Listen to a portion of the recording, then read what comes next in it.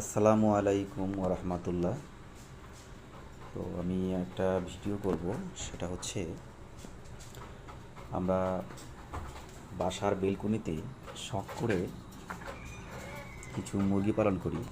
এটা আসলে শখ করেই করা, মুরগি পালন করার একটু শখ। তাই আসলে বাসাতে কীভাবে মুরগি পালন করা যায়, তো আমরা শুরু করেছি একটা খাঁচা কিনে মুরগি পালন করা। তো এখানে যে মুরগিগুলো আছে, এই মুরগিগুলা সবগুলাই হচ্ছে দেশি মুরগি। তো এই মুরগিগুলা ডিম দিচ্ছে। তো এখানে দেশি বড় মুরগি আছে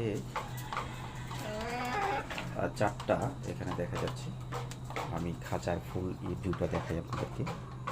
এই হচ্ছে আমাদের খাঁচা, এটা হচ্ছে বেলকনি, পাশে ন্যাচারাল ভিউ আছে, ভালো বাতাস লাগে।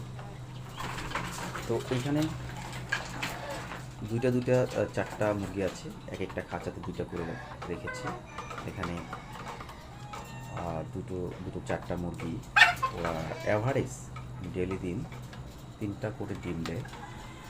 তো সেক্ষেত্রে খাবার এখানে একটা সুবিধা হচ্ছে, খাবার আমরা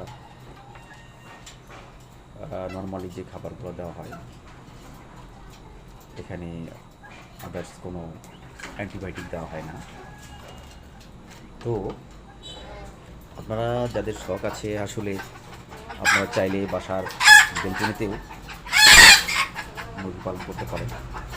তো এইখানে দুটো মুরগি আছে, এগুলো হচ্ছে আরও 2 মাস পরে হয়তো ডিম দিবে।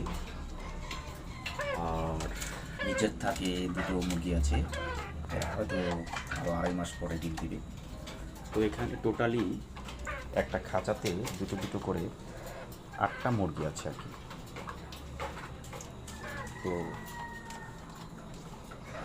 মুরগিগুলো ভালোই, যেহেতু দেশি মুরগি, ওরা ডিম দিচ্ছে, দেশি মুরগি ডিম পুষ্টিকর।